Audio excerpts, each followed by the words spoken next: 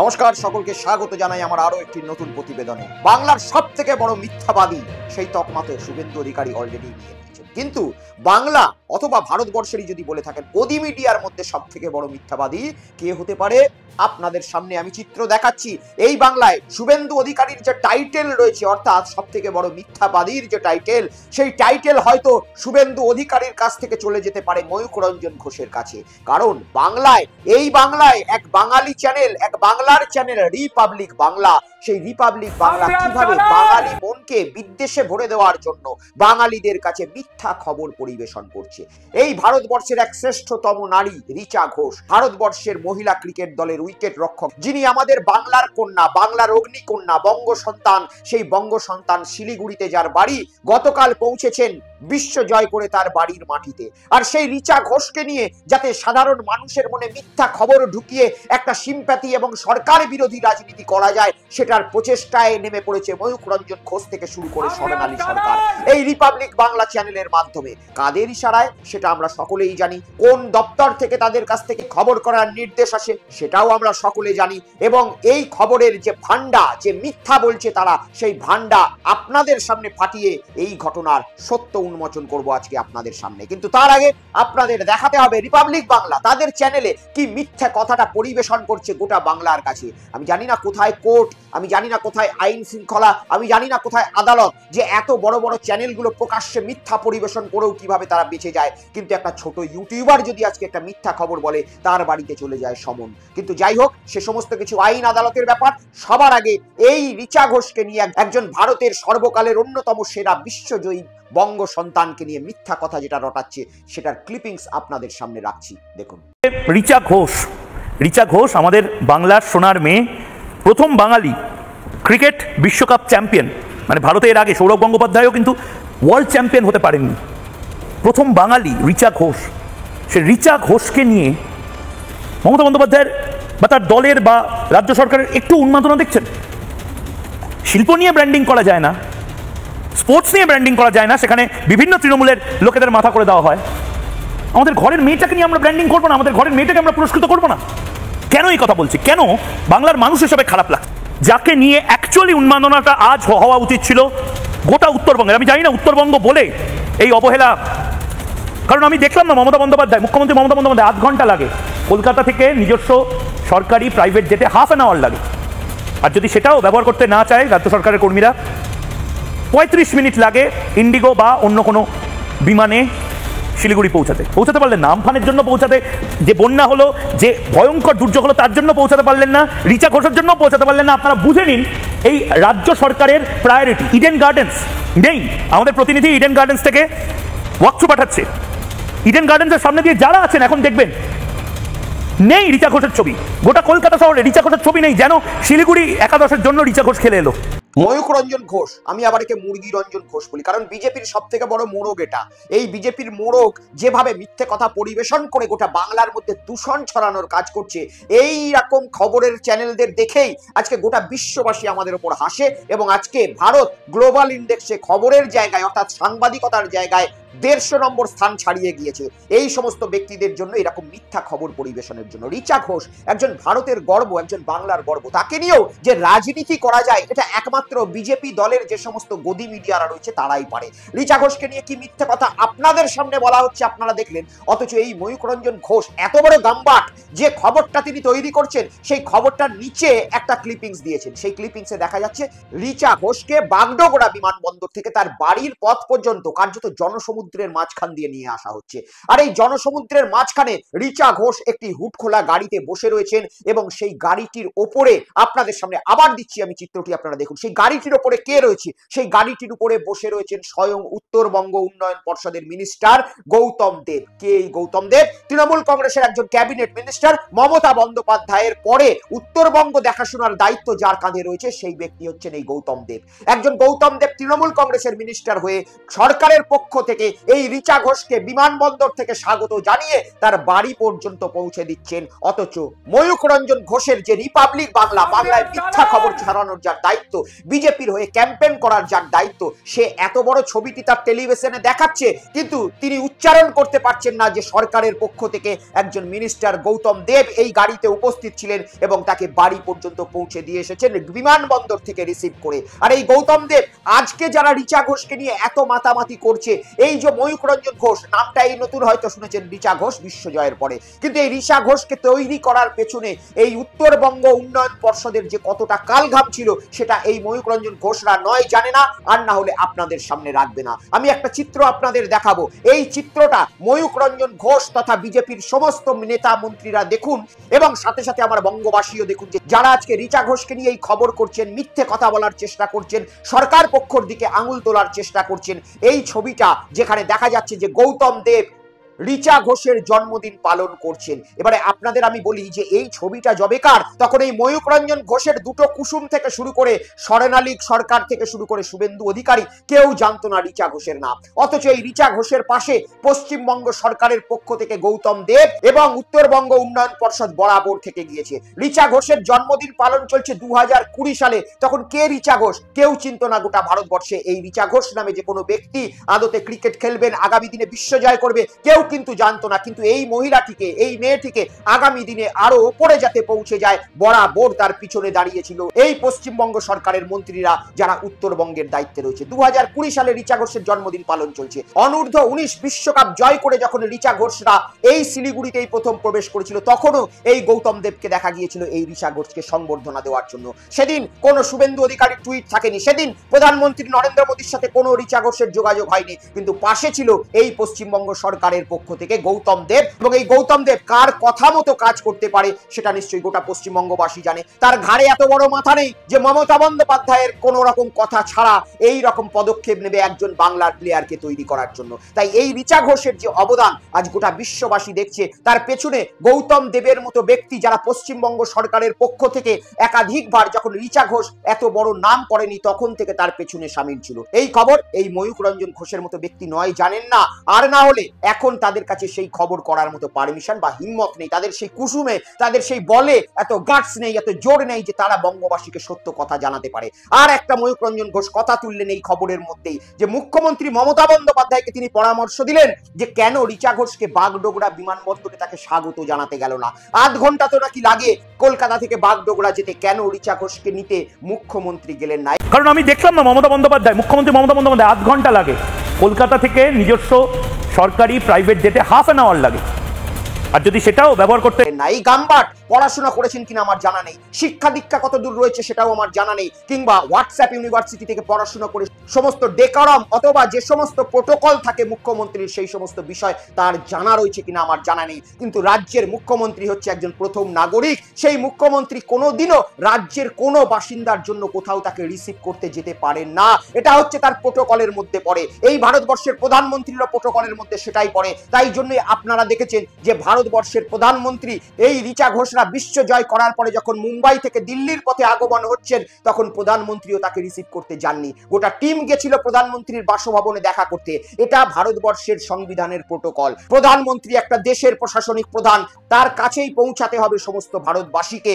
রাজ্যের প্রশাসনিক প্রধান হচ্ছেন মুখ্যমন্ত্রী। মুখ্যমন্ত্রীর যতই ইচ্ছা থাকুক তিনি কোনোদিনও তার প্রোটোকল ভেঙে একজন সাধারণ নাগরিককে রিসিভ করতে যাবেন না, এটা তার সাংবিধানিক যে চেয়ার রয়েছে সেই চেয়ারের অপমান হতে পারেন। তিনি অনেক ক্ষেত্রে মানবিক আমরা দেখেছি, কিন্তু বিশেষ বিশেষ ক্ষেত্রে অনেক সময় প্রশাসনিক প্রধানের পদটিকে সম্মান জানাতে হয়। তাই মুখ্যমন্ত্রী 8 ঘন্টা লাগুক কি 5 মিনিট লাগুক কখনোই একজন প্লেয়ারকে রিসিভ করতে বিমানবন্দরের দরজায় গিয়ে দাঁড়িয়ে থাকতে পারেন না। এটা মমতা বন্দ্যোপাধ্যায়ের ব্যাপার নয়, তিনি যে সাংবিধানিক চেয়ারটায় বসে রয়েছেন সেই চেয়ারটার প্রোটোকলের মধ্যে পড়ে, সেই চেয়ারটা কোনো মানুষের সামনে গিয়ে ঝুঁকতে পারে না। তিনি যত বড়ই অ্যাথলিট হন, তিনি যত বড়ই প্লেয়ার হন, যত বড়ই হিরো হোক, সব থেকে বড় প্রশাসনিক পদ হচ্ছে পশ্চিমবঙ্গের মুখ্যমন্ত্রীর চেয়ার, দেশের প্রধানমন্ত্রী চেয়ার। আর এই চেয়ারগুলো কোনোদিন কাউকে রিসিভ করতে যায় না। এই প্রোটোকলটা জানা নেই হয়তো এই গাম্বাট ময়ূখ রঞ্জন ঘোষের, অথবা আপনাদের হয়তো এটা জানাতে দিতে সে চাইছিল।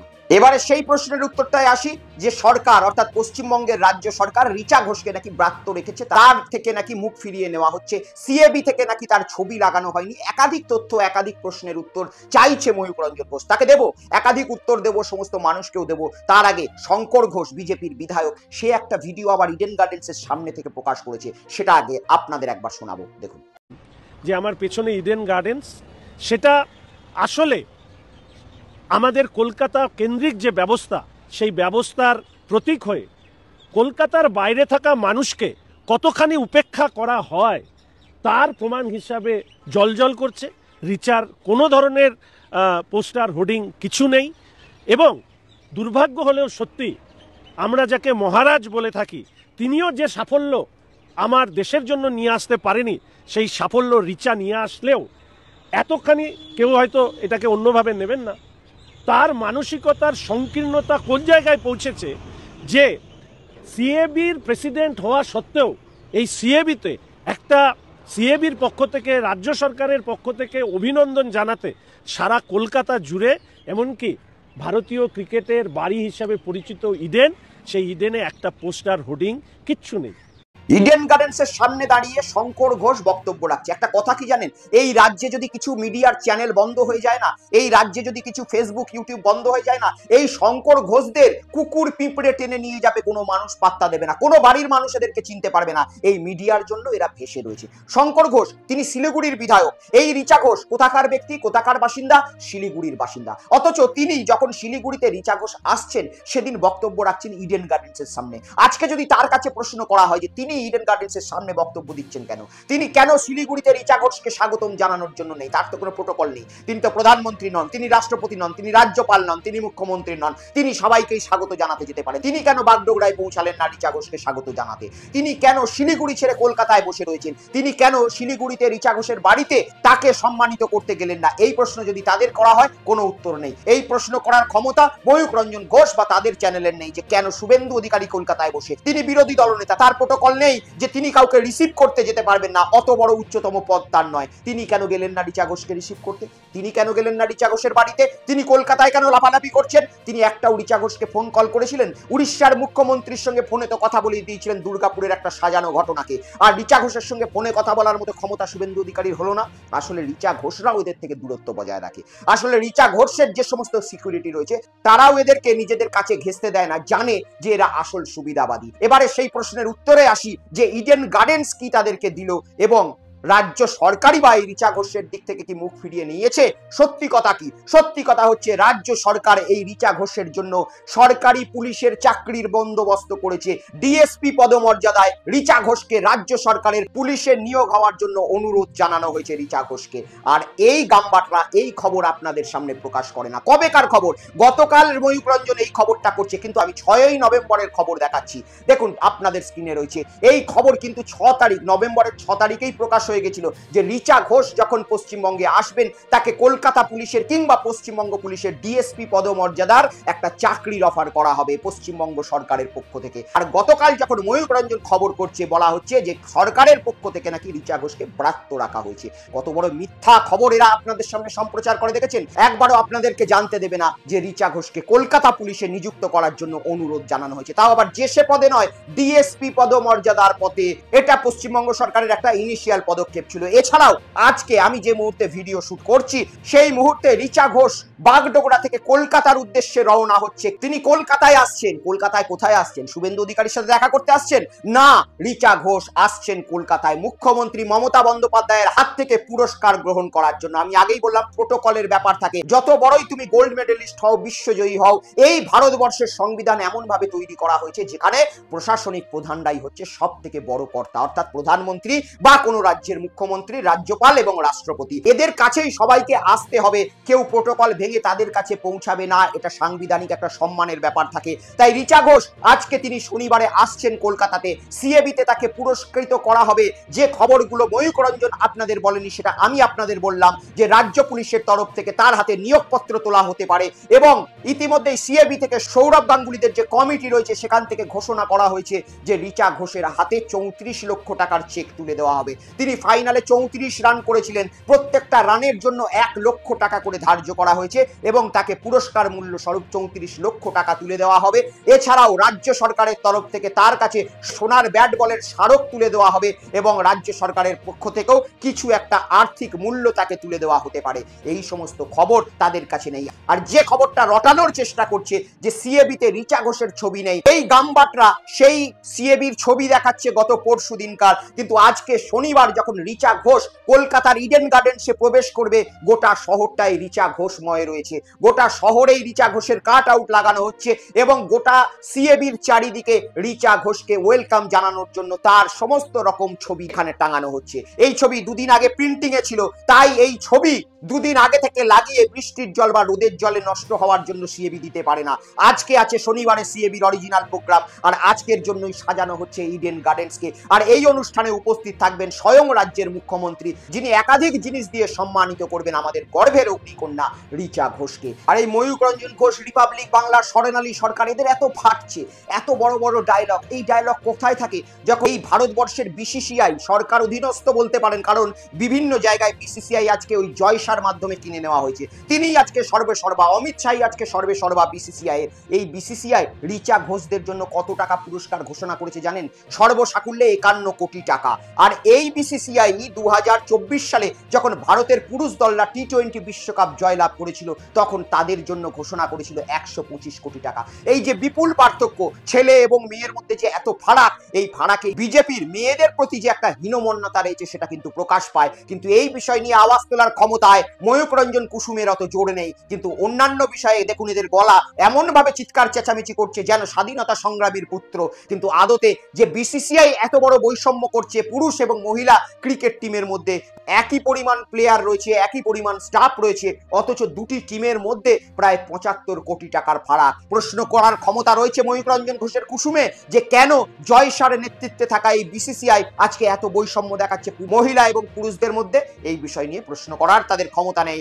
যত দোষ নন্দ ঘোষের মতো পশ্চিমবঙ্গ সরকার এবং মমতা বন্দ্যোপাধ্যায়। তাই এই যে পোলারাইজেশনের রাজনীতি, যে কোনো জিনিসেই রাজনীতি খোঁজার গন্ধ, এই ময়ূক রঞ্জন ঘোষের কুসুম কবে যে ঠিক হবে আমার জানা নেই। তার যদি কুসুম কোনোদিন ঠিক হয়, তাহলে আগামী দিনে হয়তো এরা সাংবাদিকতা করে পশ্চিমবঙ্গে নিজেদের পেট চালাতে পারে, না হলে আগামী দিনে এদের অবস্থাও কিন্তু বিজেপি নেতাদের মতো হবে। ধবিকা কুত্তা না ঘাড়কা না ঘাটকা, কোথাও তারা বেরোতে পারবে না এবং সাধারণ মানুষের ক্ষোভের বহিঃপ্রকাশ যেভাবে বিজেপি নেতাদের গুড় বাতাসা দিচ্ছে, আগামী দিনে ভয় হয় এদের কেউ না গুড় বাতাসা খেতে হয়। সকলে ভালো থাকবেন, সুস্থ থাকবেন, ভিডিও বেশি পরিমাণে শেয়ার করুন। ময়ূক রঞ্জন মিথ্যাকে খণ্ডন করে আসল সত্যতাটা দেখান যে পশ্চিমবঙ্গের সরকার এই রিচা ঘোষের জন্য কি কি করছেন, আর সৌরভ গাঙ্গুলির সিএবিও কি কি পুরস্কার ঘোষণা করেছেন। সকলে ভালো থাকবেন, সুস্থ থাকবেন, দেখা হবে পরবর্তী ভিডিওতে। জয় হিন্দ, জয় বাংলা, বন্দে মাতরম।